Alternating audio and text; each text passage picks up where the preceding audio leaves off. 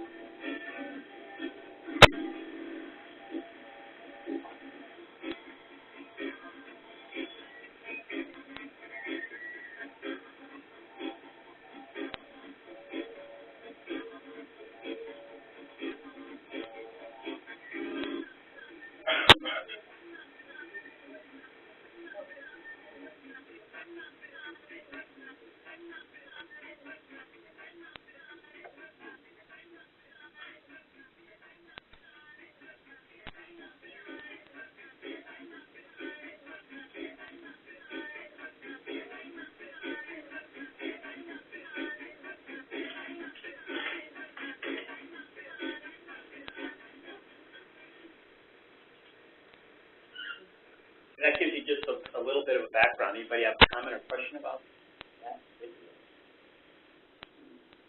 It's shocking, isn't it? Okay, now I want you to get your cell phones out because we're going to be a little bit interactive. We're going to do a thing called Poll Everywhere. Everybody, I'm assuming, has texting. So, a question just to gauge our knowledge a little bit, and those on the WebEx can participate in this as well. So you send your text message to 22333. Your answer is the subject, the content of your text message. So Hootsuite is. Okay. Yep. So you text your answer number to that number, 22333. Now,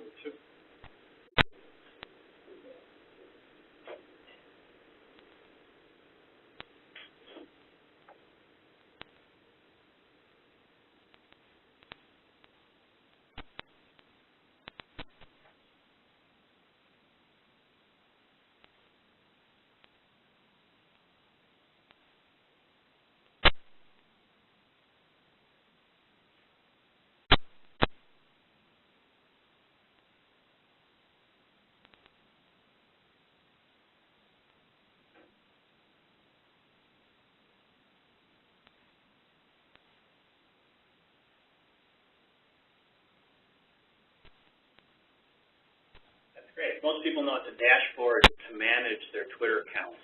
We'll talk just a little bit about that maybe later, and if we want in the breakouts, we can get that. It's a way that makes Twitter management much easier and much more effective. So let's be sure to talk about Hootsuite from when we get later on. Is anybody here using Hootsuite?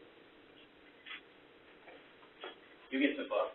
I had to download it. The guy who put that video together has an interesting book, Social Knowledge. Thank you. Eric Qualman. Eric Qualman. Let's go to the next one.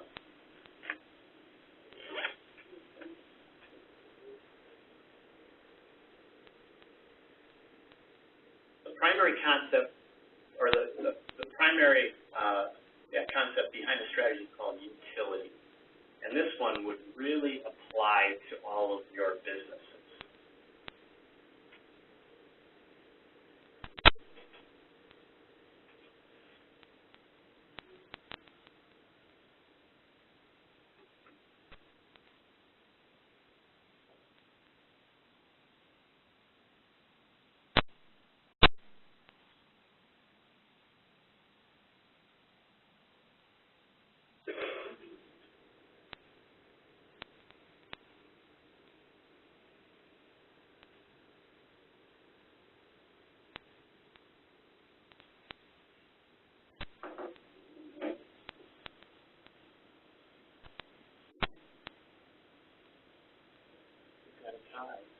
Oh my gosh, no way. Unfortunately, nobody can text again to break the tie. Has anybody heard of utility? Well, you don't count. Anybody here? Okay, we can talk about that a little bit later as well. It's actually a concept of being useful.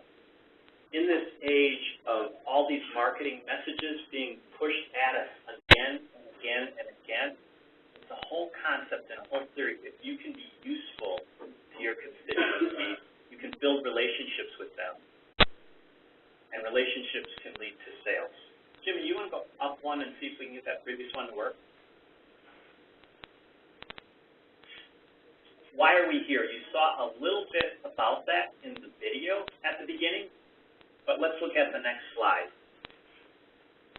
We're here because in 2005, when the Pope, we've all heard of the Pope, right? Pretty well-known figure around the world, pretty popular wherever he goes.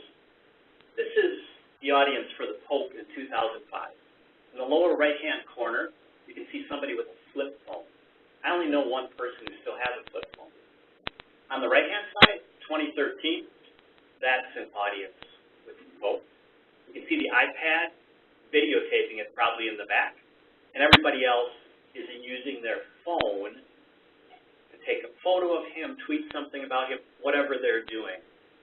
The reason being that social media, although this session today is about social media is no longer a thing that we say, well, when I have time, I need to give me a couple pounds of that social media thing and apply it to my business. Social media is part of how everybody is communicating. It's just part of the day-to-day world.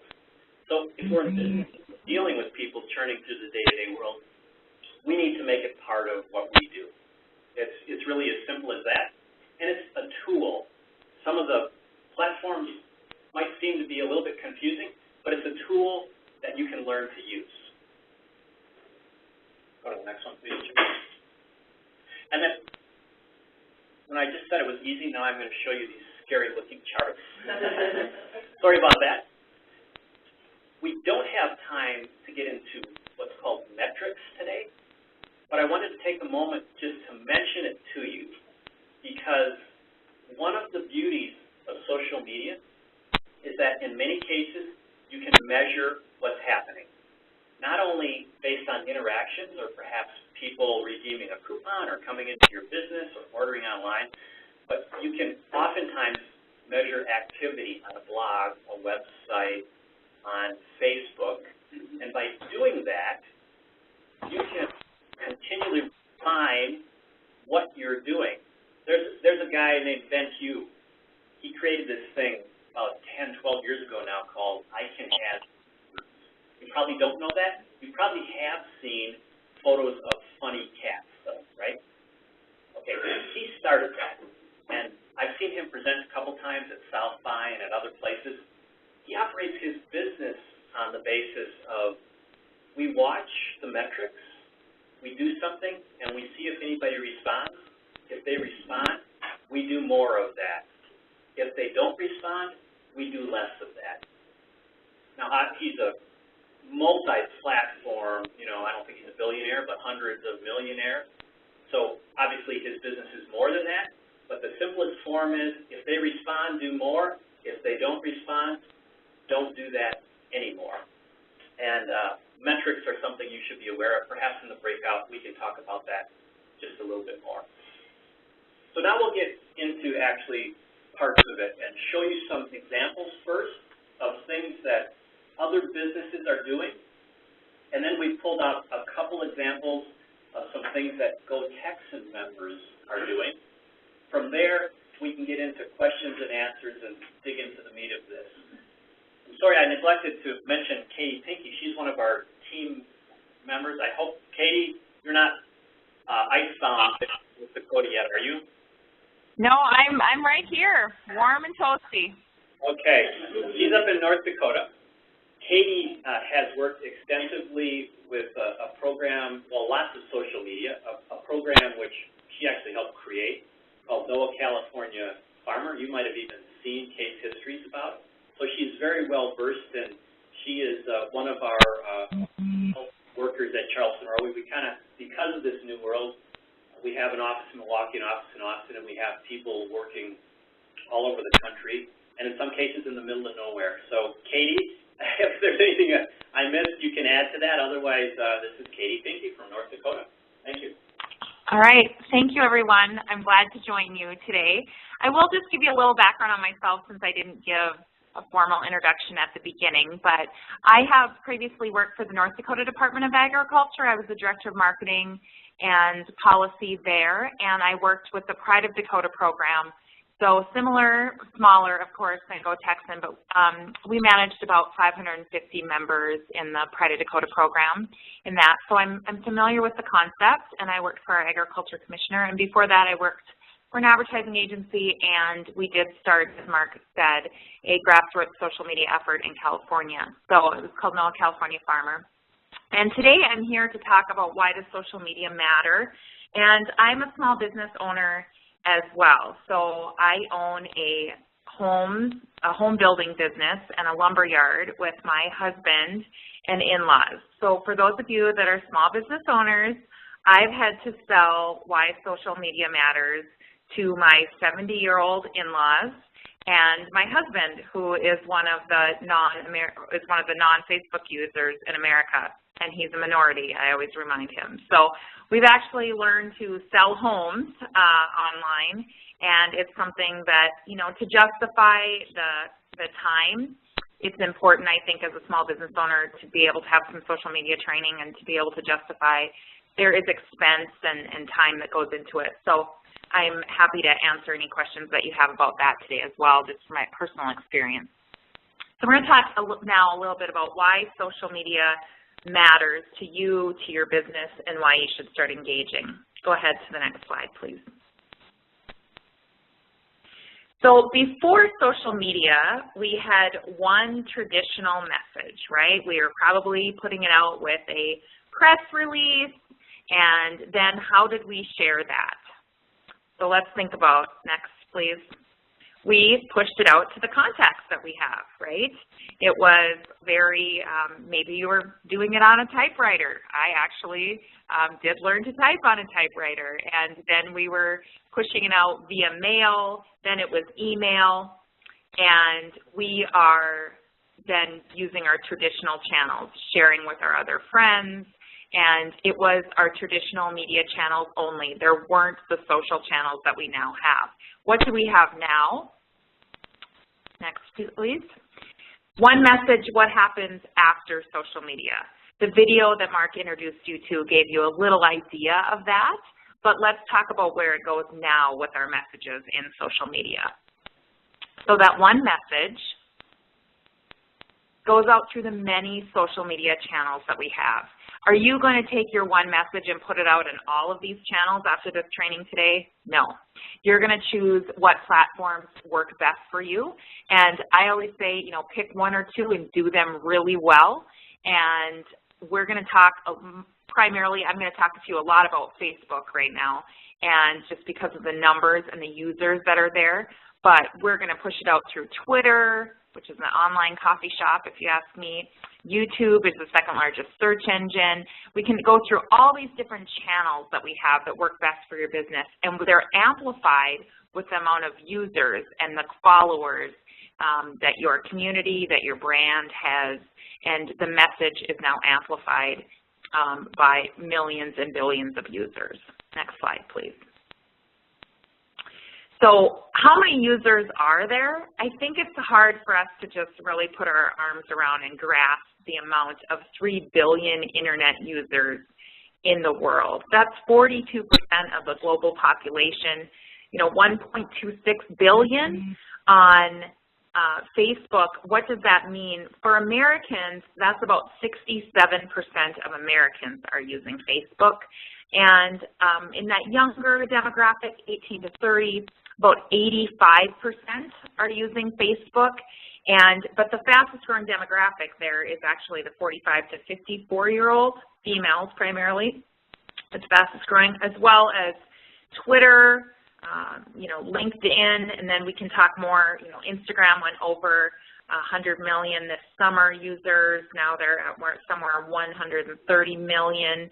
So we have these mass channels that we can now share our messages in, and it's a form of communication that we can't just be using our traditional channels anymore. We have to be brand building in our new social media channels. Next, please. All right, so I like to justify this for your small business or your community, your brand, we have to be able to have some statistics and to be able to justify why social media matters. Based on third quarter numbers and fourth quarter projections of this year, Google is going to be bigger than all of newspapers and magazines. Basically, it has the potential with ad revenue now to exceed all of newspaper and magazine and the entire industry. So that's the big gorilla in the corner. And 60% of businesses are using a blog of some type. Now, why would you use a blog? We can talk about that more later, but it's important that you are creating content, so Google is reading your content. We don't want to just tweet on Twitter or Facebook all day long. We want to make sure that you're creating your own content. So 60% of businesses that have a business are using this company blog, and they're blogging about 1 to 2 times a month. They're not blogging 3 times a week like I would love to see, but it's important to know that businesses are blogging and creating content. YouTube is the second largest search engine. It is not Bing, it is not Yahoo, and video to me is the most humanizing medium that we have. And if you have a smartphone or GoPro or whatever you want to use for video, you can get a brand message and humanize your brand or company in 47 seconds with a video. So we can talk more about video, but just important to keep in mind how you can humanize with video, and that it's not Bing or Yahoo after Google, it's YouTube. All right, and Pinterest. Keeping in mind, Pinterest, we talk a lot about Facebook, and Facebook drives traffic to your websites. Facebook is building your community and brand. But after Facebook, Pinterest is actually driving quite a bit of traffic to websites as well. So if you have a photo-centric product or a location or a business that you can take beautiful photos of, Pinterest is a place for you, because people can be pinning, and we can talk about that. It's basically like if you have a cork board hanging up in your house, or some type of a pin board that you hang things on. This is your online pin board. But 80% of the pins on Pinterest are repins. So I pin something, and then my followers repin it to their board. So what it does, though, is it links back to your website. Important place for if you have a photo beautiful products and photos that's important to be thinking about for your brand. Now, just a couple of other things before I talk about Facebook is Instagram. Again, photos. Instagram is now owned by Facebook, and that's important to know. And Instagram, some of the numbers when Facebook made that purchase were released when we went over the 100 million users on Instagram. And now, like I said, it's about at 130, I think, this fall, 130 million users. But again, 13% of internet users are on Instagram, so it's a good brand building place to be for different companies. But by far, we're going to talk the most about Facebook today, and that's just simply because of whether you hate Facebook personally or not, it's where the users are, and it's by far the most popular social media app, and 66% of social media sharing is actually happening Facebook on an iPhone. So important to think about your users and your audience and where they are and how you can fit your brand messages and how to communicate with those users that you want to connect with. Basically what we're doing is building brand advocates for your brand and your company, and you're building a community in social media. And there's just so many opportunities to communicate in these different channels. So I'm really excited for this training today. Next slide, please. Okay, I'm going to turn it back over to Ann, and she's going to talk about social media strategy. Thank you. Awesome, thank you. Just really quickly, how many people here are on Twitter? Okay, and how many people here are on Facebook? Show of hands. Okay, we actually we were all tweeting from our seats because that's what we do. And we're actually going to use the hashtag Go Texan and the letters SM. So SM for social media. So Go Texan SM for your hashtag, so that for those of you who are like, I think I heard a couple times, I have no idea what Twitter is or what I'm supposed to do on it. So just a really quick technical lesson. Hashtag basically groups all the tweets that are talking about that one thing. So like if it's a TV show, they'll put out like a hashtag. What is a hashtag? Yep, so it's the pound sign. So like the pound sign that you find on your phone. And then anything that comes after that pound sign without space or punctuation is the hashtag. So if you put like pound sign Go Texan SM, that would be your hashtag. Now what a hashtag does is when you put it into a post on whatever Facebook or Twitter, it makes it a clickable link. So say I'm looking at yours and I'm like, oh, she's at the Go Texan SM workshop. I can click on that Go Texan SM and it'll bring up all the rest of all of our tweets that are also using the hashtag. So it kind of is a way of grouping everyone together to kind of unify the community, which social network is about being social with other people. So it's a way to link all the people that are at the same thing or talking about the same TV show or loving the same actor or whatever. Yeah? What is it? I've seen people do like random hashtags they kind of made up, like hashtag stupid car or something. Yeah, like that. or like hashtag I stubbed my toe. You get like really long ones. So those are just, they're just hashtagging them because they're on Twitter and they can hashtag them. So you can use a hashtag to just like emphasize a point, like hashtag thankful. You're not really linking back, but still I could click thankful and see all the people who are like, I've actually done a really dumb one. It was like smart squirrels, hashtag smart squirrels, and then I was like, and I clicked on smart squirrels and someone else had used that hashtag like 3 times. So it's kind of just a way to like unify a community, but for those you can also use hashtags that emphasize a point. And you have to be careful because sometimes those can be hashtags nobody cares. But a good way to determine that is to go to Hootsuite, for example, and there's a little search, and you can put hashtag funny squirrel, and that will pull up the stream, and you can say, oh, 150 people tweeted that in the last hour. I think I'll use that. Or it might pull up 1 or 2 in the last 2 weeks, and you go, nobody's doing that.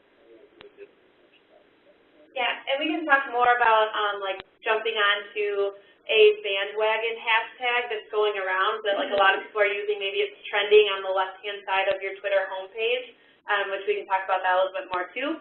But say there's like a really generic one that you could link your business to, and then people are going to be searching that hashtag, so they might come across your business. So that's kind of like a little tip. But we can talk about that more in the technical, like the question answer, the technical things. So the hashtags are really cool. They can also be very annoying if you use them wrong. So we will talk about that a little bit more. But what I'm going to start talking about right now is that social media is useless without strategy. So basically this workshop is to get you to kind of not only learn what platforms you can be good at and what platforms you can learn so that your business can excel. It's really to take a step back and say that being on a bunch of different networks at the same time really could have a negative impact on your business. So say you're out there and you put yourself on Facebook and then you haven't done anything with it. Well, when I search your business because I want to do business with you on Facebook, now you're out there, but you don't look like you do a whole lot. So that can actually have a negative impact. So we're going to talk to you about taking a step back and looking at what you can be really good at and then how to strategize to make sure that that time you spend, because I know that time is so valuable, has an it's effective. It has a strategy behind it. And what you're putting out there is the most effective thing you can put out there for your 30 minutes that you have that day to do it. So we want to make sure that there are these million places that you could put stuff, which I don't know, some of you might even not recognize some of these, and that's okay. Because if you don't recognize them, they might not be good for your business. Or we will talk about it a little bit later in the workshop portion, how to pick what is good for your business. Because as Katie said, doing a few things really well is going to be more effective to your business than you going out and putting something on every one of these platforms and then not doing anything with them. So we want to make sure that when you do use your very valuable time, you're using them to pick very strategic platforms to put very strategic posts on. And I know strategy is this big, giant elephant of a thing, and it takes a lot of time, and Rome wasn't built in a day, and we only have a half a day here. So what we're going to do is give you a really good head start in the workbook portion on getting your strategy just rolling. But what we're going to do first is show you some people, some businesses, as Mark said, that have strategy behind their posts. So we're going to show you some case studies. And the first case studies that we've done are actually on businesses that are more regional brands that have gone national. So a lot of what you're looking to do, more local brands that have gone really big. And now they do, yes, the biggest thing that I always sit in the back of the workshop to do is I sit there and I'm like, well, I don't have millions of dollars and I don't have a staff of 10 people. And so we tried to show you people who have started at the ground level and use social media to help themselves work up. And yes, they have marketing teams now, but a lot of the individual things that they do, you guys can apply really easily to your business. So it's kind of just to show you a case study. So I think the first case study that we're going to show you is Tillamook Cheese, and Katie's actually going to cover that one. So a little bit about Tillamook. They are a farmer cooperative in Oregon, and what we love about Tillamook is, first of all, we just love their family-orientated approach, and they know who their audience is, and they use a lot of graphics, and it's a family story, and it's really all about the cheese. So they have, over 400,000 likes on their page. Is there anything really special about their cheese over someone else's? Not necessarily, but they use their baby loaf of cheese as their character.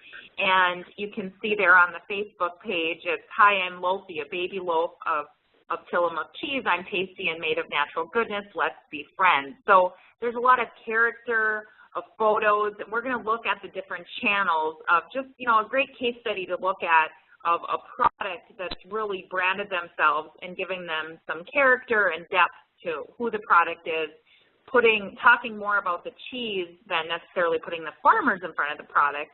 But again, I love what they've done here. Go ahead to the next one. So Pinterest, we touched on that just in the beginning here. We're putting what what Tillamook does is they're putting the product ahead and they're giving you ideas on how to pair it, how to prepare it, different recipes. So you're not just buying a loaf of cheese at the grocery store. You can go to Pinterest and have all of these different recipes. Or maybe you're a Pinterest user and you start repinning or sharing their pins, then you're going to click on it. You're going to be sent back to their website. So again, that is just a great way to connect their brand. So look at those photos on Pinterest. You don't see Tillamook cheese there, but it's a Tillamook brand on Pinterest. It's simply cheese recipes, and if you clicked on those photos, you would go back, most likely, most of them, unless they've repinned from other sites. A lot of those are their own created recipes, and you can see they're beautiful photos. Some of them have some words on them. It's just a great way to use Pinterest for a brand. Go ahead to the next one. Next slide. Okay, there we go. So some other places, their blog, they have their loaf, again, they're creating content. Now, why does that blog matter? It's going to create your search engine, it's going to increase your search engine optimization on your website. We need more of those keywords for your website to be read by Google. If someone is searching for the best cheese in America, Tillamook, I'm sure, wants to come up on that first page at the top.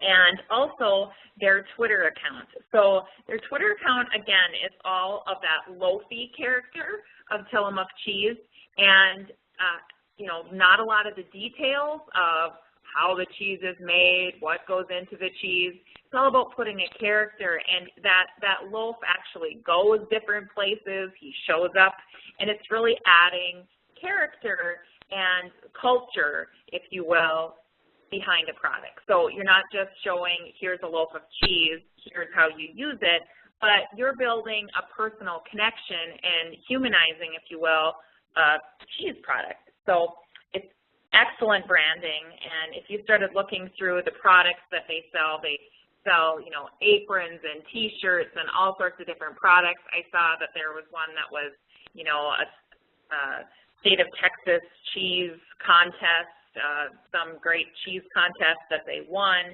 You can buy that T-shirt. So again, humanizing a brand and building a personal connection.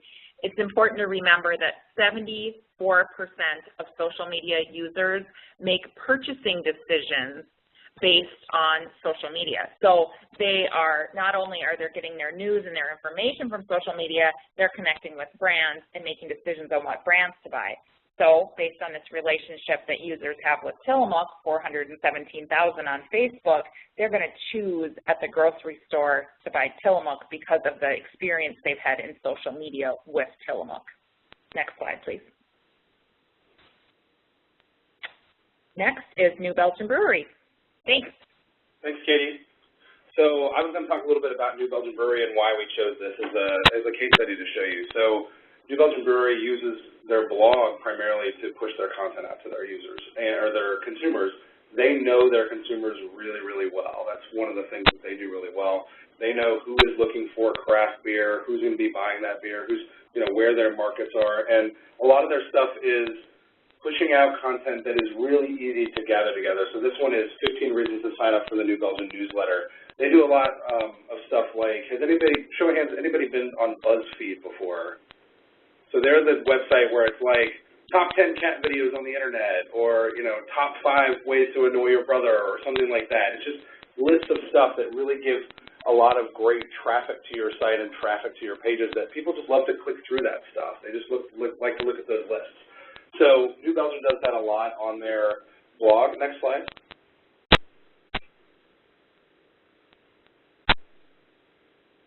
Getting there. There we go. So the other thing they do really well is they cross-promote that blog on Twitter and on Facebook. So when they post something to their blog, they make sure they post it to Twitter, they post it to Facebook, they talk about the content on there. And so if they have followers that on these two social media networks, it drives them back to the website. So they learn more about the products that New Belgium is selling. You can see they've done really well. They have over 180,000 followers. Again, this is a big, national brand, but they've built this presence over time. It didn't just come overnight. The other thing they do is they make sure they're in touch with what their audience is interested in. So they're looking at the thrill list and they're tweeting about Colorado beer. You can see an example here of a hashtag we were talking about where people in Colorado are talking about beer, maybe using the Colorado beer hashtag. You can use those again in Facebook and in Twitter, either one. And both social media networks now support that. Next. Joe? I'm going to talk to you all about Georgetown Cupcake. I'm not sure if anyone here has ever heard of it, but they're a little, have you heard of it? Yeah, so they, as a little disclaimer, they were the hit series DC Cupcakes, I believe, on TLC. So they have a huge following now. But they have 6 stores in the DC and New York City area. And they have a really unique way of driving people to their website and into their stores. So what they have done is every day on their social media platforms, they offer a free cupcake. And the only way to find out about it is if you check their Twitter feed or their Facebook page. So they offer 600 free cupcakes a day. So there's the first 100 customers to come into their store and say the cupcake by name, they get a free cupcake. And what that does, chances are if you're going to go all the way to the store, you're not just going to get a free cupcake. You're going to end up buying a couple more. So while, yes, not all of us can offer 600 free units of product, it's a really creative way to get people onto their Facebook and onto their Twitter feeds every day. And then they can also provide other content, things they want their customers and their target market to know about. Next slide. Another thing they do really well is they have beautiful photography of their cupcakes. It's a really neat way for people to utilize Pinterest and want to repin their beautiful cupcakes. A lot of people on Pinterest use it as a way to get ideas for parties and ways to create, if they have a birthday party, maybe they want to create their own cupcakes. Well, if you click through on the pin, they can see like, oh, this is so beautiful. I really don't think I can make that myself. Let me see where it came from. And then again, it drives them back to the Georgetown Cupcake website. So it's just a great way that they've really utilized one of their strengths, which is their photography, and then they've built a little personality around it, and they put it on all their platforms, and it gets people back to their website and into their stores on a regular basis. Next slide. Kate. Okay. This is by far the strangest case study that we have, but I think it's one of the most effective use of it. So this is, we're going to say Obermütten, Switzerland, and it is a town of 79 people in Switzerland.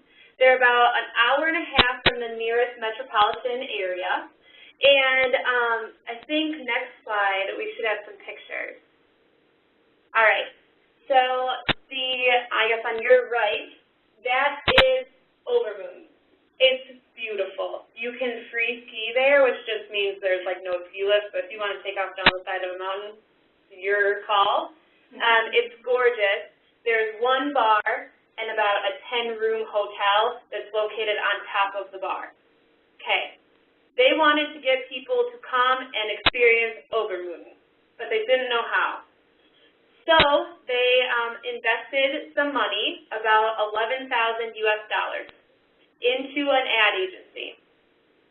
And all the ad agency did was create them a Facebook page and create them some videos and content to put on their Facebook page. So with that $11,000 investment, people started coming to the page. How did they get them to come? This board here, all these little tiny pictures, is every one of their Facebook likes.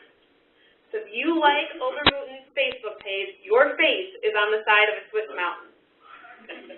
So they print them off, so really their only continuing investment is, well, at first it was just a ream of paper, a printer, and some ink. And then now that they have 47,000 likes or whatever, they had to build a new board. So they had to build another one of these on the mountain because there's so many people.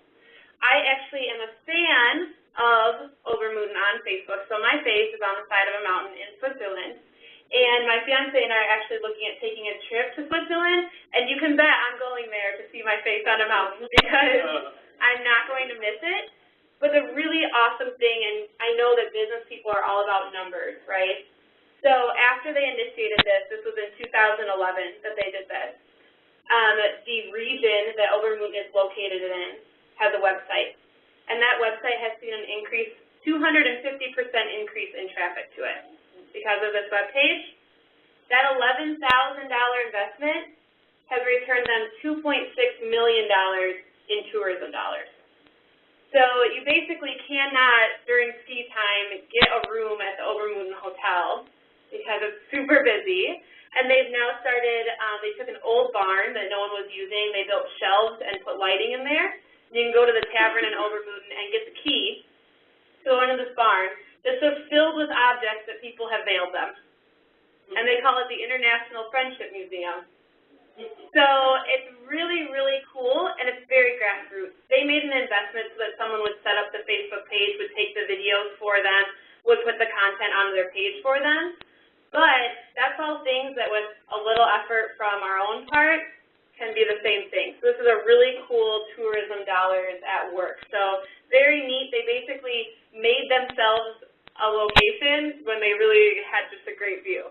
So I think we can go to the next one. So this is a little bit of a different case study. So I stalked a lot of your social media platforms, and we took some Go Texan member platforms, and we really liked what they were doing. We took ones that had great content, that had a really good chain of thought, that had the right steps in the right direction, and we figured out ways to utilize that content so that without a lot of added effort, they could get way more social media returns. So, go ahead. And as Ann's going to get into this, I wanted to jump in for two reasons. One is that Obermoon case study, you can do this. You can do these things. And the other was, remember a few minutes ago when we were talking about hashtags? Well, Tamika, I put in the hashtag gluten-free, and between when I put that in and now, there were 30 uses of the hashtag gluten-free. So you are producing gluten-free baked goods. That's a hashtag that you could hitch onto and tweet about your product. And for all of the rest of you in the room, whether it's, I'm not sure what it would be for pest control, but I'm sure we could find something. Dead roaches. Dead roaches. You know, when I sit down, I'm going to search it. But if it's tourism, if it's apple butter, if it's whatever, that's a tiny little example of something you can do, not only to attach your marketing to it, but also it's a great way to see what others all over the country and all over the world are doing in your space. And I'm going to take a wild guess and say that in the summer in Texas, iced tea is well used. So the hashtag iced tea. So this is basically, we wanted to take examples that would hit home with the members, so we took some examples of the members. And then gluten-free while I was discussing that. So it's pretty awesome. So we're going to go. So we can go to the next slide. So the first one that I chose was Hudspeth River Ranch Lamb and Goat. And I will admit, I actually raised lambs when I was growing up in 4-H and FFA on my farm. So I actually raised lambs, and I do not have the first clue on how to make a leg of lamb. So this was super awesome for me to see. So their original post is here. They have pictures of the before and after of the leg of lamb going in, which we were like, pictures are awesome. People like pictures, people don't like text. And then their status was preparing a leg of lamb for dinner tonight. Sear, then put in the oven at 200 for 35 minutes per pound for medium rare. I'm not good in the kitchen, and I would not know where to start when it comes to searing or what products to put on, because I see there's like flour and some other products in the background, and I have no idea how much of those to put on or anything like that. But the idea is there. They're showing people how to use their product. They're making their product really useful. So, and then they did get some people who commented on it. So what we thought is they probably have made this for a long time if they ranch with sheep. So we're thinking that the recipe is laying around somewhere from their grandma or whoever. So we made a blog post that we took a picture that's a little bit of a better picture. It shows the leg of lamb ready to serve, because that's when people get hungry, is when they see that picture, and you want people to be like, that's awesome, click and go to it. So we made a little bit of a more enticing picture, and then we put the actual recipe on a blog. That's all the blog is. If you already have the recipe written, you just wrote a blog. So all you have to do is take the picture, put the recipe up there, and then we'll show you how to put it out. Next slide. So then what we did is we took that blog post, we took that really cool picture that they took, made it into a Pinterest post. Posted it to their dinner board, so if I wanted lamb dinner ideas, click on their dinner board, and then we put easy leg of lamb recipe. We are all the biggest fans of our industry, so just take a step back and think, if I was searching Pinterest for this, what words would I use? So I would search easy leg of lamb recipe, because Lord knows I can't do a hard leg of lamb recipe. So easy leg of lamb recipe, I would click on that. It's going to take me right over to their blog. And then their blog can have other content on there saying, hey, where to buy our lamb. Click, go through, you've got a sale. So next slide. We also, instead of putting all the directions on Facebook, we turn the Facebook post just into, get stuck when it comes to your leg of lamb, we've got your back, new recipe. And that link is to the blog. So we're putting everything back to the blog, which is the point of direct sale, that they could buy products. Or you could put everything back to a website or whatever you want them to go to. So we're kind of funneling them all in. So then the next one, then for Twitter, so Facebook, you have way more room to talk on Facebook than on Twitter. On Twitter, you only have about 140 characters. So on Facebook, you can type like a book if you want, although I wouldn't suggest that because people don't like text. So we only have 140 characters. People like short and sweet on Twitter. So struggle with leg of lamb, new recipe. Here's the link. We also took their profile picture, was a picture of their logo, and we just put the logo up there, so it's a little bit cleaner. But we thought they had awesome content. They're really cool, and they're running a contest right now that if they get to 200 likes, they're giving away lamb. So I'd highly suggest liking their Facebook page. But if you go to the next slide, this is a summary of what we did. So we took this one thing. They're already making leg of lamb for their family for dinner. They already took the pictures, so obviously they're taking pictures. They already have the recipe because they actually made it. And we took this one thing, made a post, and sent the post out. I would say top, well, it depends how fast you type, but top, this is a 30, 40-minute project, maybe, to get all of this out onto your different networks. So we kind of took this one thing that probably took them a little while. You're already making the leg of lamb, and we pushed it out onto some different ones and made it more utility for them, spread it out a little bit. So the next one that we did was Kelly's Candies and Cookies. And I think that Katie is going to be doing that on the phone. Yep. I'll just talk a little bit about Kelly's Candies and Cookies. First of all, I just have to let you know that I am a mom of 3, and I am supposed to be hosting a pink tractor birthday party next Monday. And upon seeing these photos of Kelly's Candies and Cookies, Kelly, if you're there and you could deliver to North Dakota, I could use these next Monday.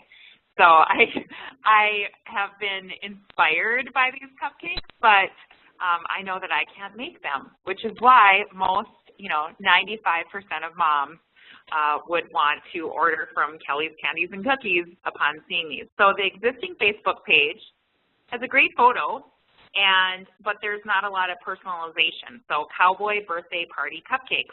Still, it's very popular on Facebook. She has a lot of likes there, and there's a lot of shares and comments.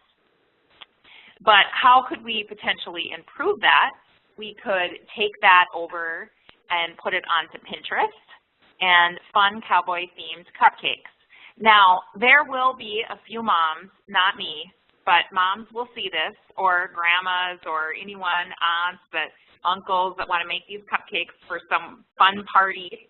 I'm thinking of a kid's birthday party, but you might be hosting some sort of fun themed party, and you're going to try to make them maybe on your own when you see this picture on Pinterest, but you're going to fail. And so you're going to then click on the website that it's connected to, and it would go back to Kelly's Candies and Cookies on Pinterest.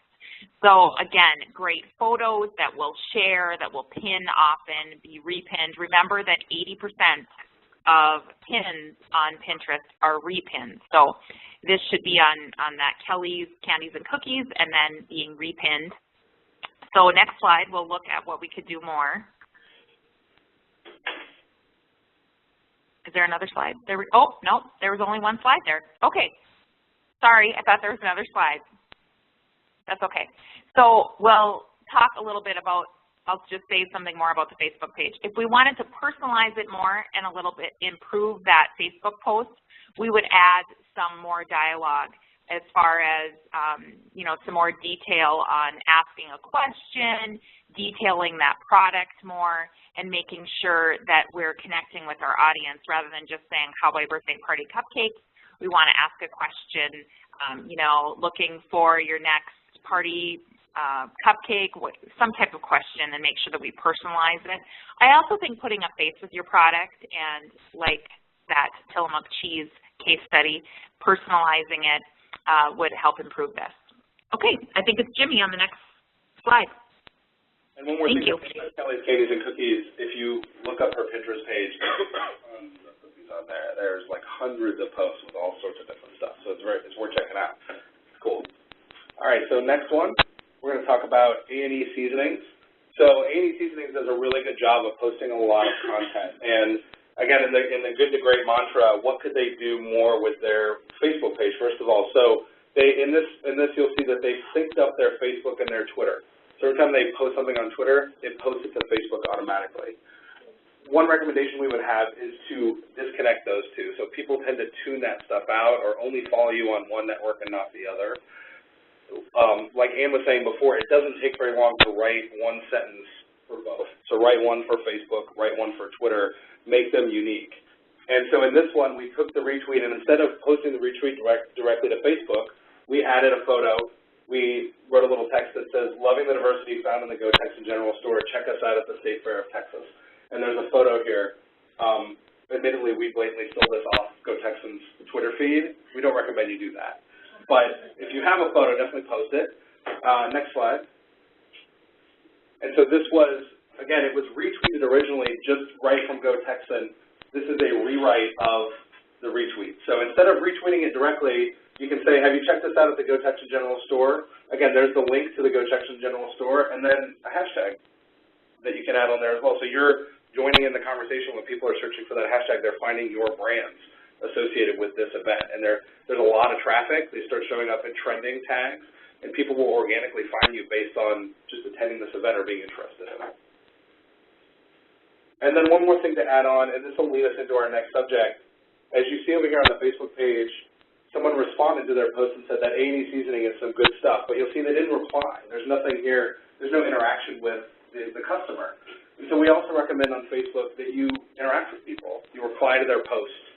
And it has different effects, and I want to show you guys some statistics on replying to posts and how that can affect your social media presence.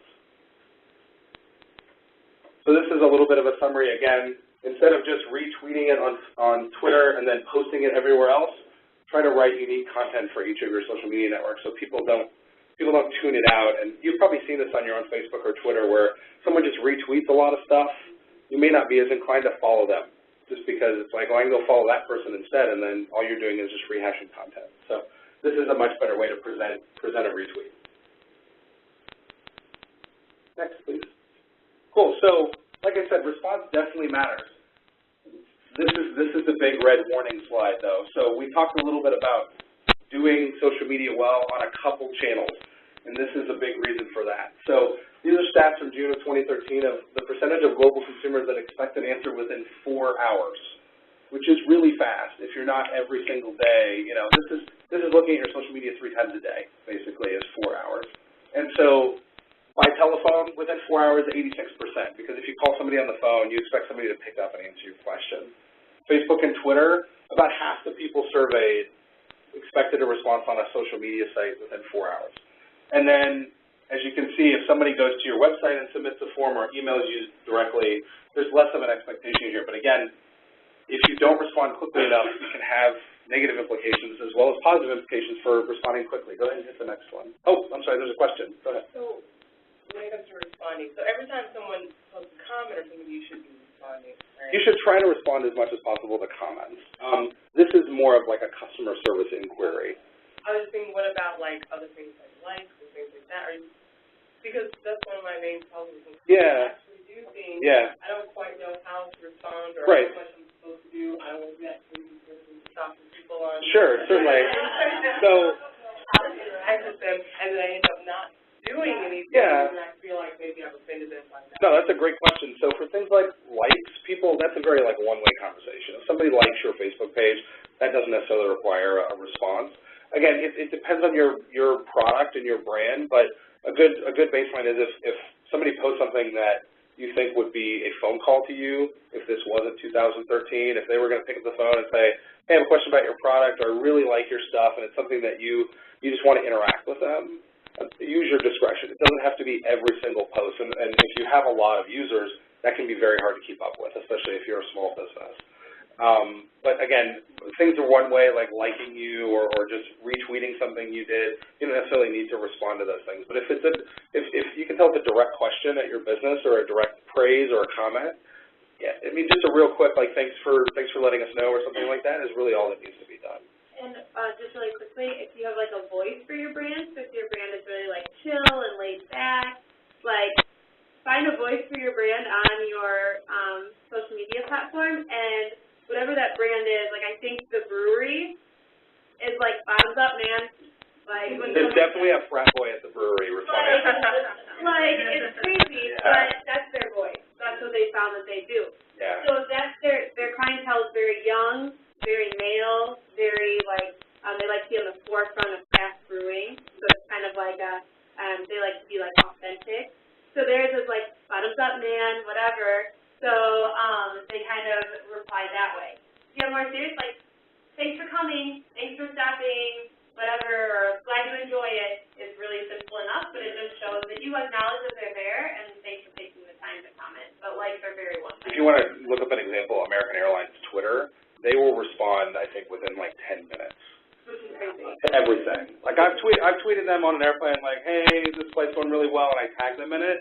Within 10 minutes, they're responding. And you can imagine the amount of volume they get. They probably have a huge team monitoring their social media and responding to things. That's not definitely what you should be doing. Like, don't set that expectation with your customers. Let me put it that way. And again, do a couple really well. You don't need to be on 10 social media networks responding to everything. But if your brand is really visual, and definitely Facebook, but if it's really visual, Pinterest might be the best place for you, not Twitter.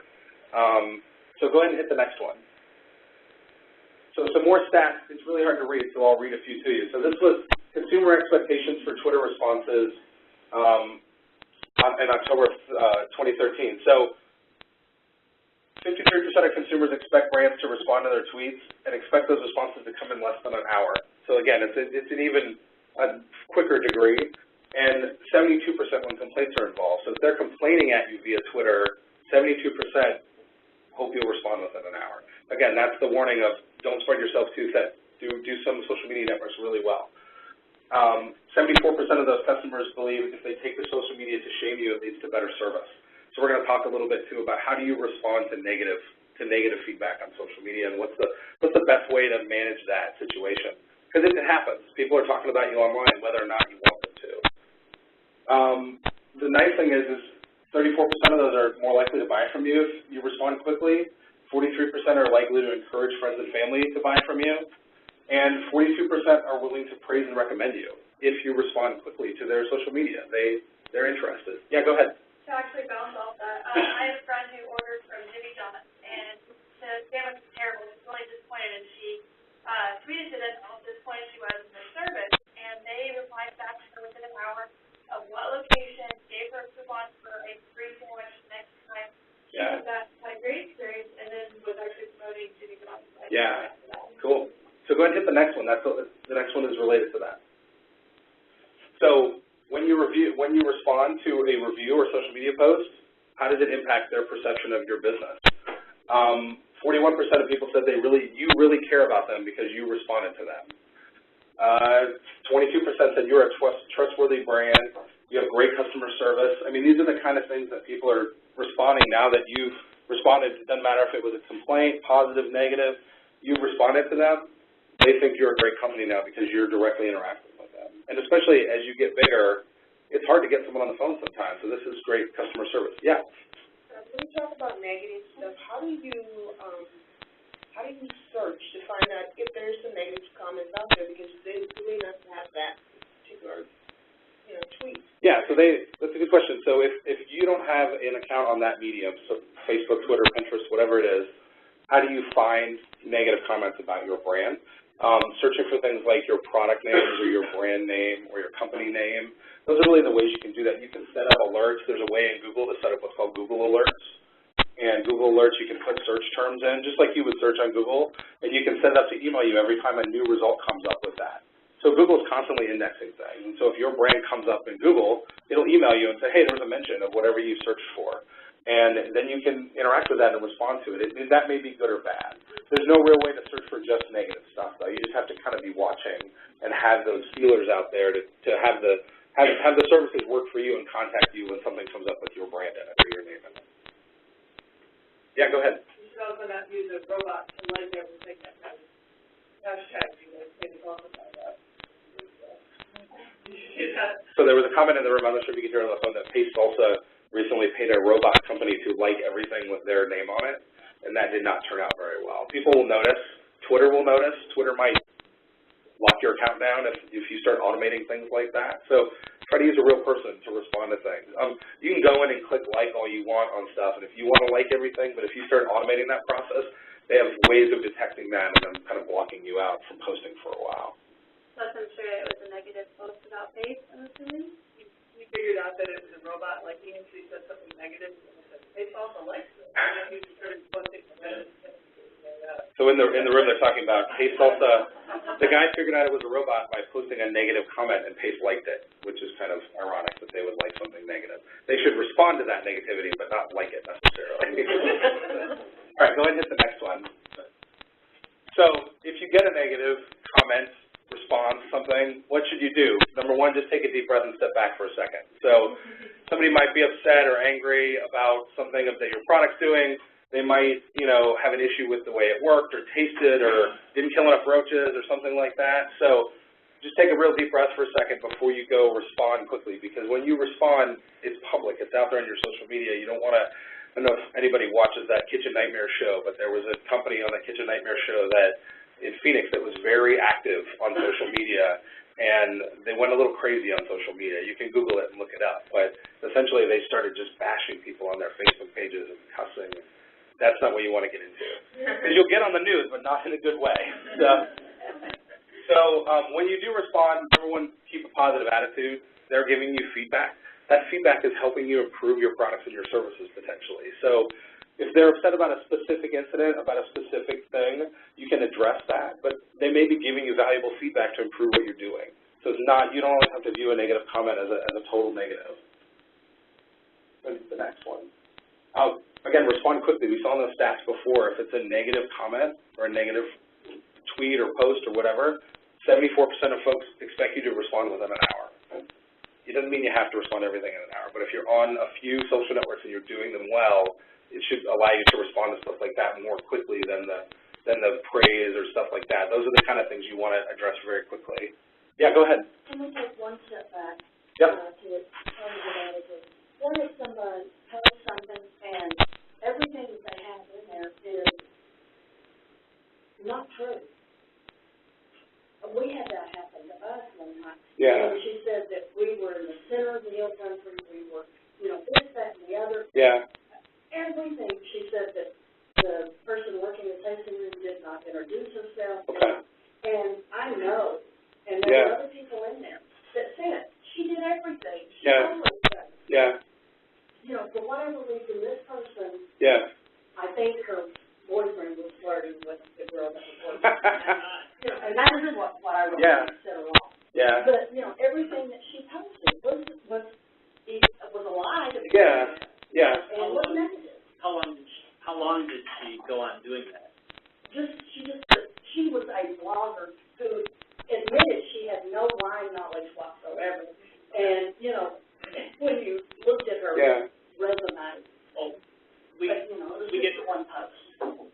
we get involved with contentious issues, you know, quite a bit for clients. So a couple things to keep in mind. One is the step away from the keyboard, which Jimmy was just saying, because we have these rules, one of which is return small arms fire with small arms fire, if at all.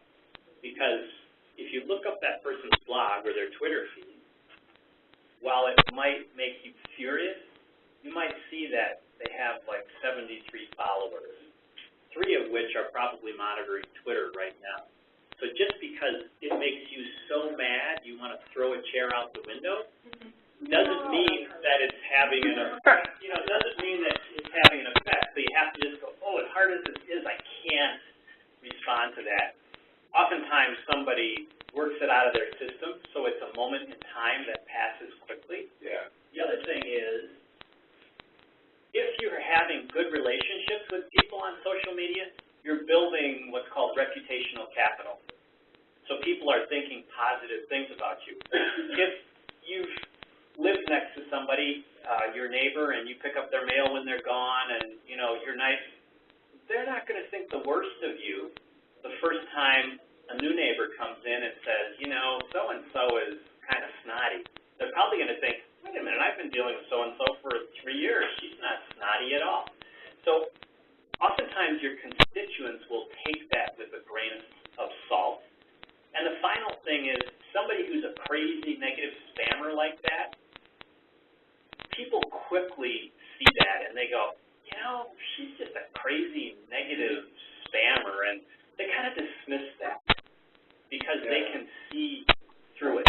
And then if it becomes profane or offensive, you can block it, or you can go to the social media platform that they're on and ask them to be blocked oftentimes because they're breaking the terms of service.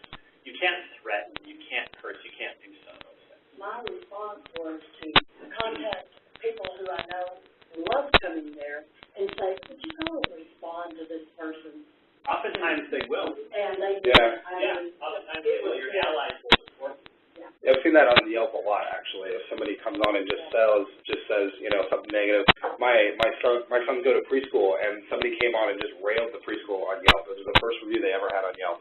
And it was 100% false. They're like, the lady lives on her property with a trailer, and she's got vicious dogs, and she's training seeing eye dogs. A really vicious black lab in the preschool. Anyway, so they let us know. We all went on and put our reviews of there, and that kind of pushed that to the bottom. And like Mark said, it's a timeline. So sometimes it disappears in time because you have a lot of positivity that comes in afterwards. Yeah. And I did have an experience like that where I took my wife and my daughter to a restaurant we dined to go to. Worst service ever. Total, such a disaster. Yeah. And we left before we got served, and I wrote something on Yelp. Yeah. In a diplomatic way, but really explaining what happened. And within a day, I got an email from the owner who asked if I would call him up and discuss it with him. And I did, and everything went just fine, and I explained it, and he explained what had happened. And so I took the thing off Yelp, and I explained that he had done that. So I think if we do make a complaint about something and we get an excellent response from somebody, it's important to then follow up on our end and say, hey, you know, these guys really... As a consumer, definitely, you know, they made it right.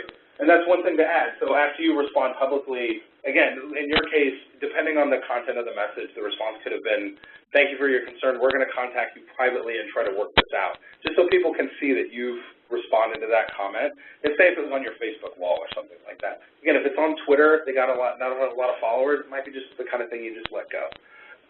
Especially if they're being just rude and you know it's just, if it's not a real thing that you can do anything about. And then like you said, if you can direct message them or ask for them to follow you on Twitter so you can direct message them, do that and offer, if you have the ability, offer, you know, a piece of free product or some consolation or something maybe that will make them a customer next time. And then resolution, so follow up with them, check to see if they're still satisfied, if they have any more questions or concerns. And lastly, feel empowered to remove things that are inappropriate. If people are cussing, it's If people are making legal claims against you, like I stayed in your hotel and the drapes caught fire or something like that, and you know it not to be true, that's not a review of your product or your service. If you know, people are calling individuals out by name. I don't know if that happened there, but I mean, that's, you know, they don't need to, they're reviewing your business and your product. They don't need to say, you know, Sally was really bad at the front desk and she did, you know, that's not appropriate for social media. Go ahead and hit the next one. Cool, so before we jump into the workshop, do we have any questions about the case studies we showed about negative responses? Does anybody have anything before we move on to this part? Will there be an additional part where you'll discuss more in depth about the time involved to do a good job on each of the cases that are coming up? Yeah. There's difficulty accepting even the crazy. Let's identify that they are just a crazy. Is there some way to still engage, to say some? I enjoyed the example here. I mean, Can you give us a real example of like what might somebody be saying about you? Well, this will just sound horrible, but I've just never ever had anybody ever say anything bad. I have an example. I mean, you want to respond if someone's complaining. You want to be positive and try to. I have a personal example. A real loop. Yeah, I got a personal one. Okay. So, and this is like all. Are we engaged back with the We're back on the audio and they can see us again. So. Okay, so for the group that just rejoined us, we're talking about potential negative posts about a product and how we might engage with that, what we might do with that. So I know that a lot of people, we're talking about crazies, which I think that if we could hear Katie Pinkish, she would be laughing right now because Katie also has a blog, so she gets a lot of traffic for that, but I think I can speak to it. So there are ways that you can nullify. You always want to be the bigger person. You always want to make sure that they know they've been hurt because that's what they want. Yes. They want the attention. They know they've been hurt. So you have to give them the attention in such a small dose that they can't use it to fuel their fire. So what you want to do is like, so say it's pretty controversial. So say it's something like, well, your product you said was GMO-free, right? Yes. So say someone is like, so GMO, like pounding it in you, like, no, you're wrong, you're wrong, you're wrong, and you're kind of fighting back on it. A really easy way to nullify that is like, we both chose different paths. We both chose different things, and I'm glad that you made that personal option in your life, and thank you for addressing that with my company. Done. Backed off. Now you don't have to acknowledge. You closed the conversation. To speak to that, in this non-GMO, it's volatile. It is volatile. Yes. We're well aware. We know. We and our company are, I can't tell you what zealous are. Oh, yeah. I mean, it would be an understatement. Tell them they'll die. But the way I address that is to say something like that and to say, you know, I love it when people make informed choices. And your choice and my choice are different, and let's agree that that's awesome, but let's at least agree that on the label that it be informative enough that you can make an informed choice, one way or the other. And I think for that example. And basically I say, you're right, I'm right. Yeah. We're both good. Yep, and end. For that example, yes, be fine to engage. Give you the term for it, bridge and redirect. Yes. That's what politicians do. And the other thing they do is, and one of the Sunday morning TV shows, instead of pointing like that, when they want to point, they go like this. They curl their finger and they put the knuckle out. Watch for that. You'll see it. So, yeah, that's a perfect example. When they come on and go, you know, your salsa sucks. Pace is so much better. You can say, well, Doug, you know, I'm glad to hear that there's a salsa that you love. Good for you. Our followers find that our, you know, peach salsa great on, you know, a Ritz cracker with cream cheese. I don't know. Yeah. And, you know, God bless America. That's fine. That's usually what I do. I do it. Agree with That's you, a great way to handle it. and we're both okay, and And I think Katie's different from saying you're the crazy devil from hell who's you know, and crazy and vulgar, profane, threatening, those people, we don't want to fuel their, when they're getting the block territory, we don't want to fuel their fire, because they love nothing better than for you to throw a little bit of kerosene in the fire. It's different with somebody who just likes a different product. It's a free country, right? Fine, like a different product. I think Katie's on the line. Yeah, what do you do if they're also, for Bastrop County, I'm a tourism site, and we're about to get into the political season, and I can already sense that I'm going to have people posting on my site things that have nothing to do with what I'm trying to talk about. How do I politely say to them, this isn't the right forum for your discussion? Yeah. Deepak, thanks a lot for your comment. We're really here to talk about tourism experiences, and so bridge it and redirect it and try not to get them to do that. Ultimately, if somebody's just being obnoxious and they just won't stop talking about their candidate and that's not what you're about, you know, you may have to just block their posts. You'd rather not do that. Ann and I and Katie are in a group, this Ag Chat Foundation, where there are these chats on Tuesday nights. We get that all the time, where also somebody will come in the middle of a Twitter discussion, they'll be talking about their product. Typically, we just say, you know, Glenda, thanks for your comment. We have a period, a 10-minute period at the end of the discussion where we often promote our products. Thanks for joining us tonight. Please save your commercials for that 10-minute period. Was there a question? Katie had a comment on the phone. I was just going to add regarding the negativity. I would say stay out of the weeds and, you know, focus on your product, your brand, you know, the choices that were already talked about. If you can take it offline with a phone call or an email, that's great. But regarding the comment on the tourism-related one, I previously have managed 8 or 9 different platforms that were taxpayer-funded, and we could not have anything political. So we had policy on our different channels, and we could reference that policy, and you can give them a warning, and then after that, you just have to take them off and stay out of the weeds and stay focused on that message. Don't let those, I call them negative Nellies, don't let those negative Nellies pull you down, because that's their goal, is to pull you off track. So I think the dialogue is great, but just keep in mind, you know, dig deep ditches of your communications path and make sure that you stay focused on that. Don't let those detractors pull you off. Right. So to make sure in your privacy policy, in your terms of service, in your about for, let's say, the blog you're talking about, make sure that you state there, here's what we're about. And then as Katie says, then you can say, so if you're way off target here, thank you, take that elsewhere, because as you can see from our terms of service, that's not what we're about here. That's not what the discussion is about. Mika, did you have a question? I do, but it's not about. We can say. I have kind of a two-part question. I was looking at, because you were saying certain platforms are better for certain things, and like if you have a very visual product like I do, then pictures are really great, but there are several picture platforms. I'm trying to figure out which is the best one to use, because people are talking about Instagram and Pinterest. And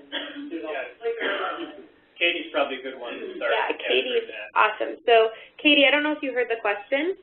I didn't hear it, no. She said that her product is a very she bakes. Baked good. So, baked goods, very photo-oriented. There's several photo platforms like Instagram, Pinterest, Flickr.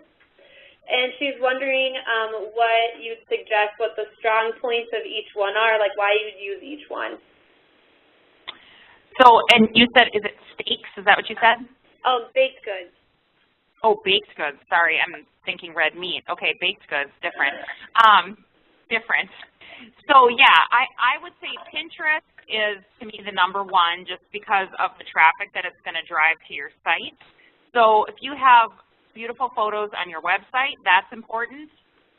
Pinterest has a simple little pin it button that you need to get onto your website. There's even a little add-on now, a widget it's called, that you can, when anybody hovers over a photo on your website, they can pin that. So you have to think about your users, and most likely your users are going to be, if they're engaged in social media, they're going to be on Pinterest, and men, you can be on Pinterest too, but it is primarily, it is a female-centric audience.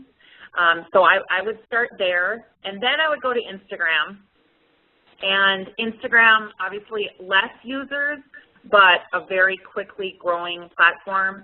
And because the way that Instagram and Facebook work together, a lot of third party, I'll call them, so not owned by Facebook, platforms don't do well on Facebook the way that the algorithms work.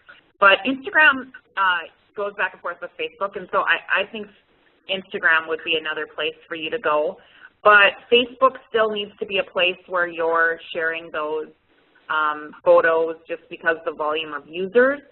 And make sure that you're putting links to your website or to your blog about that product or why purchase that product, how to use that product. And also anytime you're having events or maybe anytime the product's being produced or baked, you know, anytime you can humanize that product and add some character to it, the culture of your products helps. So it helps build emotion, I guess, around your photos. It's important in your content creation that you're taking beautiful pictures, but that you're evoking emotion when you're creating content. So it's really 90% emotional and then a 10% logical decision of why someone's going to do business with you.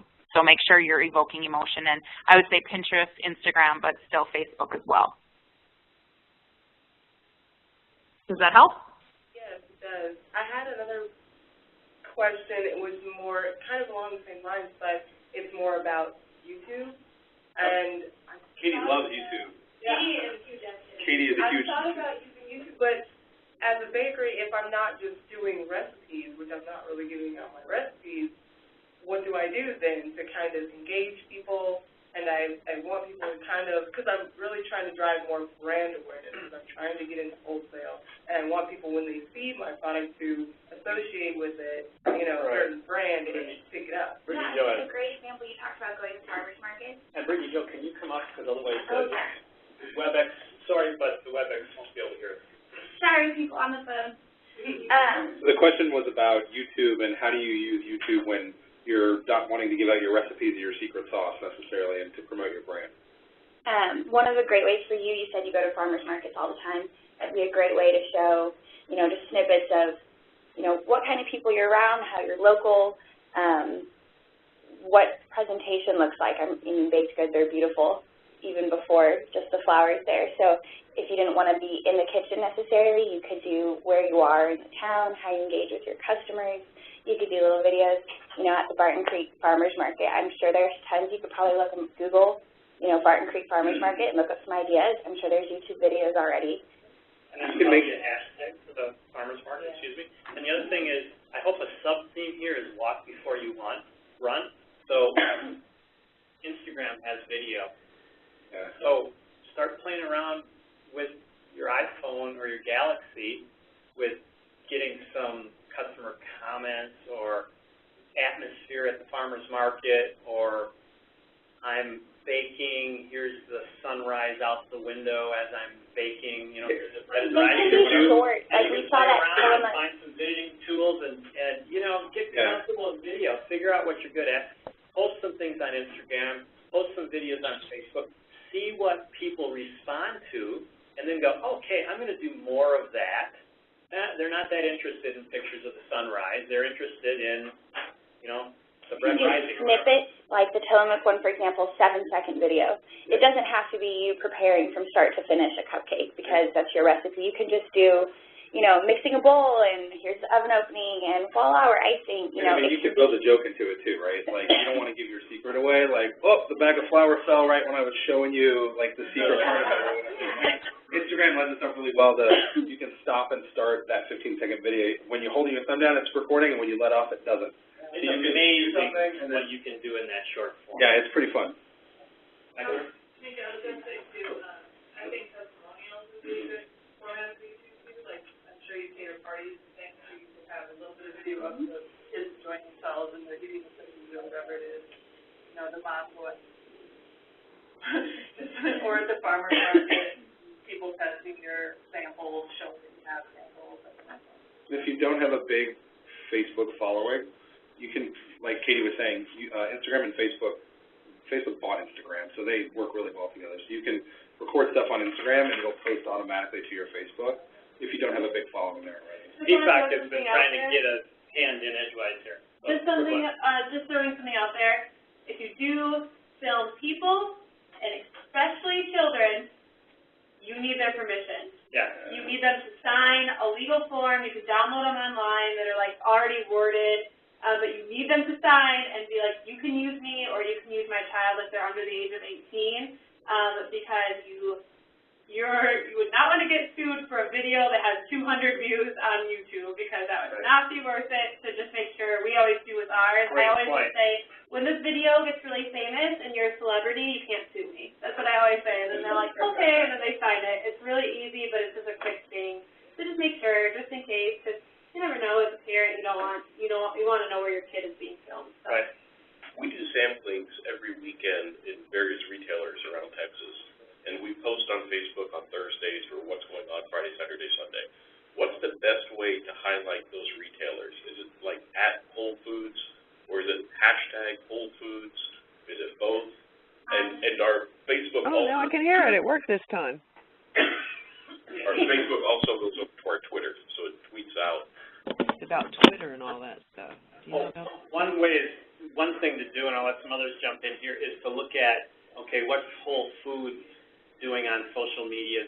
I know they're pretty active, and active by stores in different parts of the country. So I don't know. I know somebody works there here, but I don't know exactly. I'm not monitoring what they're doing at the flagship store, for instance, and to see if you can get onto their hashtag. So if they're already saying something like, hey, Saturday morning, a special on acorn squash, whatever, you might be able to include hashtag acorn squash or whatever it is in your post to glom onto that.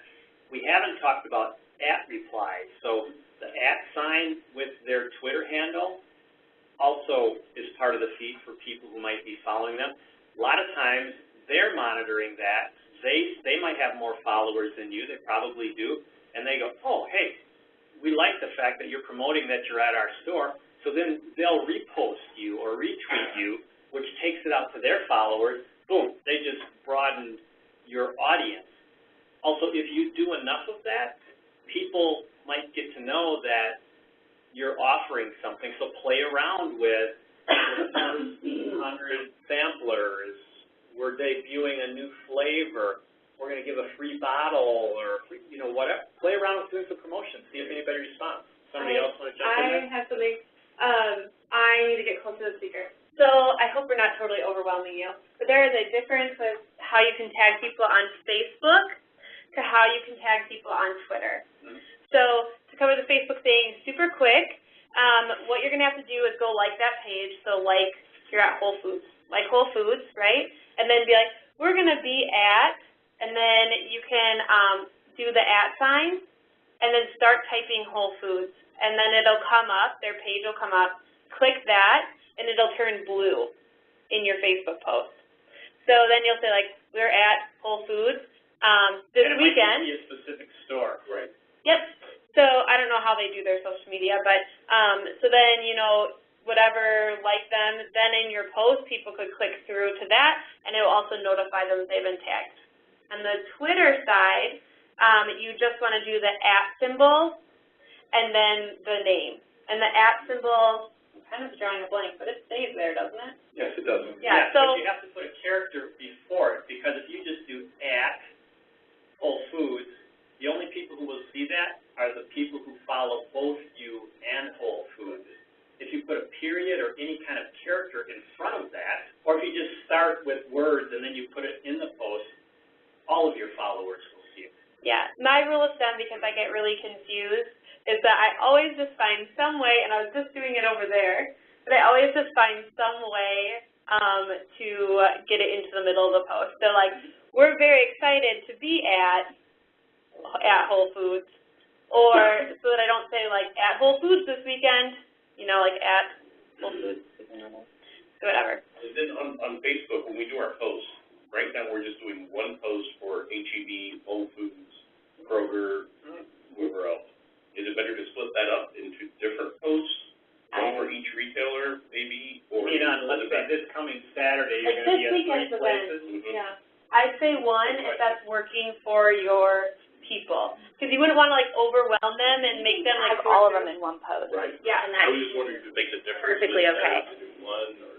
Maybe you do one in the morning, and then in the afternoon, you just remind us, like, hey, we're still at H-E-B, or we're still at Whole Foods. That's a great opportunity. Yeah, to post like a video or a photo even while you're there. Like, you do the main one in the morning, and you post Instagram 3 times, 15 minutes later. Well, just time out one second. We're at time. We're happy to stay for a little while. So there's just 1 or 2 other resources we wanted to share with you, and then we can say, okay, the formal part is over. But if people online want to stay a little bit longer, and if people here want to stay a little bit longer, depending on the room is available for another, 15, 20 minutes, we're happy to continue the discussion. So, Kirsten, can you just a couple of things take us down in the PowerPoint here? We've kind of been talking about this, so I'm not going to belabor that. We've been talking about all this. One more. One more.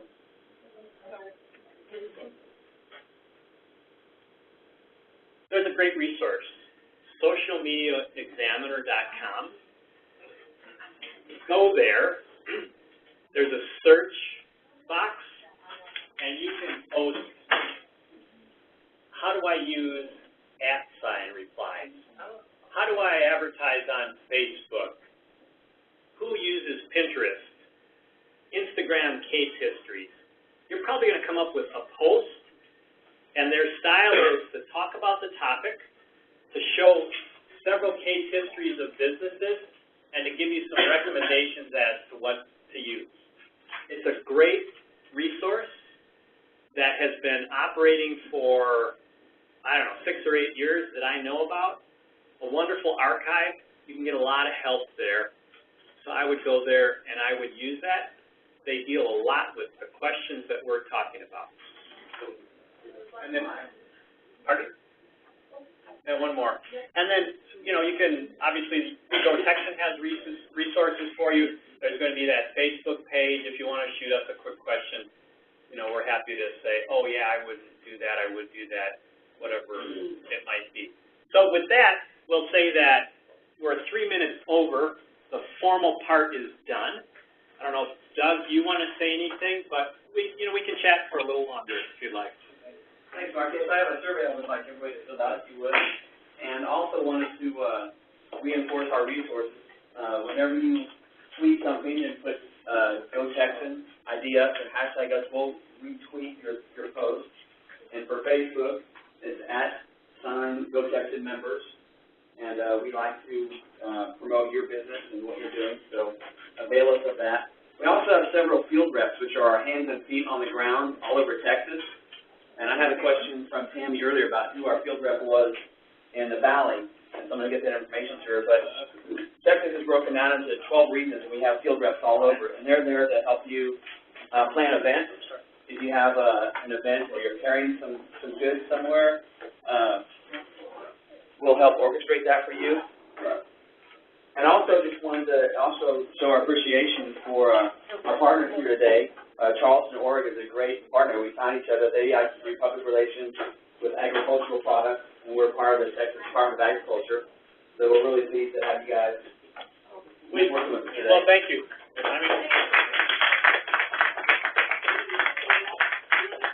It's interesting. It forces us to think about it in a way that causes us to always learn a little something by participating.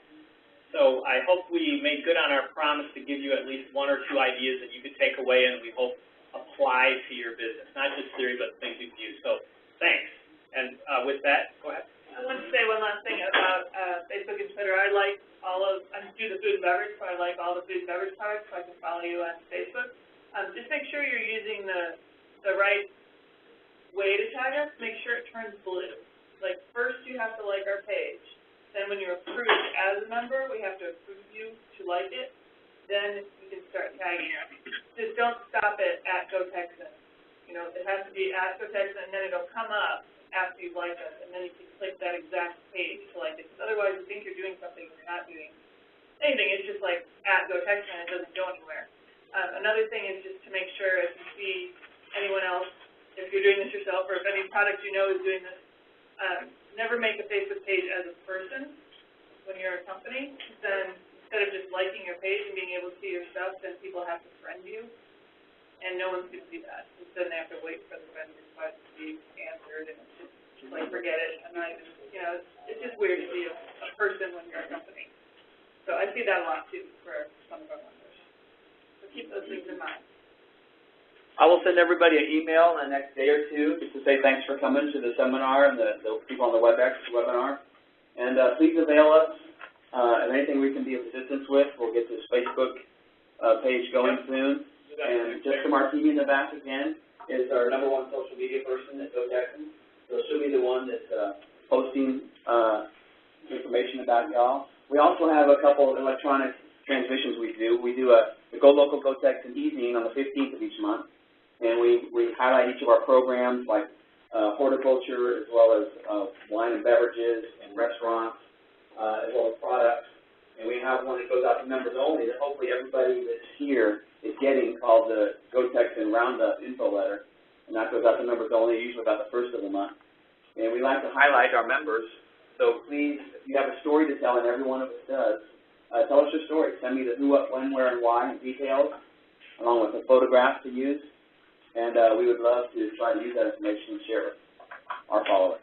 Be sure to read that whole newsletter because there's a lot of really good opportunities in there. It's not just plus pieces. It's like, you know, we're meeting with ATD. Do you want to meet with ATD? You know, that kind of thing. So there's a lot of good opportunities coming out, and I really want y'all to look at each one and consider if it's right for your company. Right.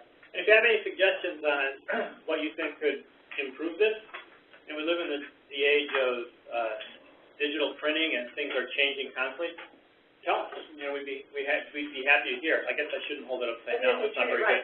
Yeah.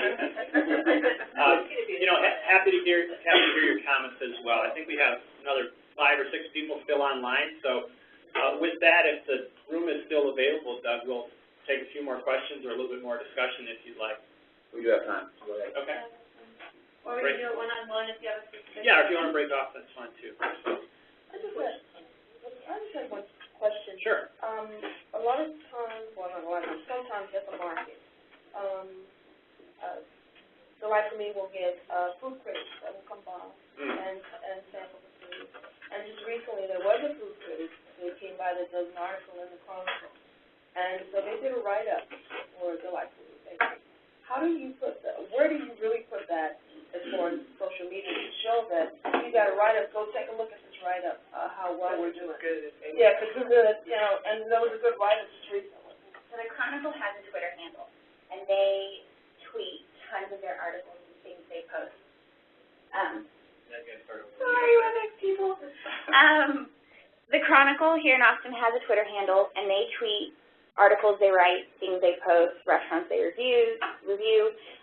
You can follow them on Twitter, and if you see your name, if they see you, they might mention you in a post, and then you can retweet it. You can mention them, and if they see it, then they'll retweet it, just as a way to get more people to have read it.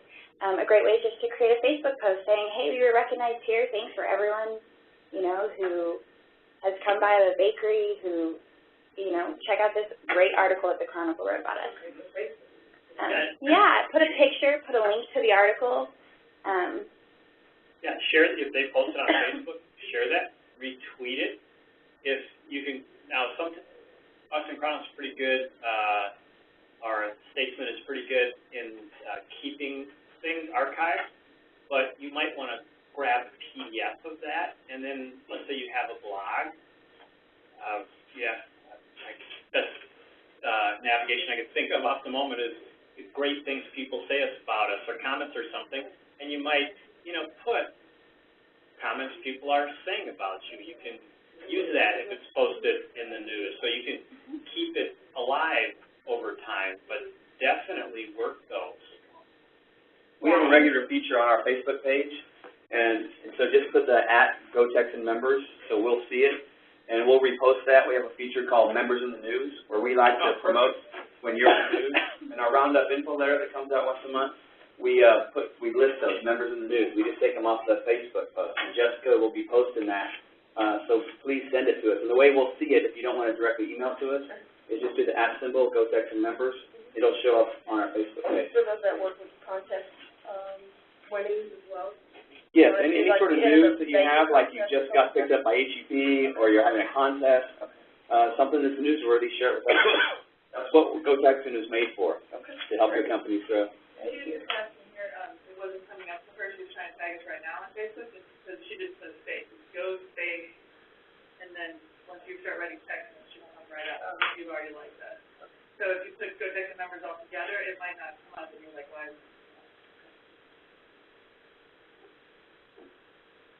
Thank you.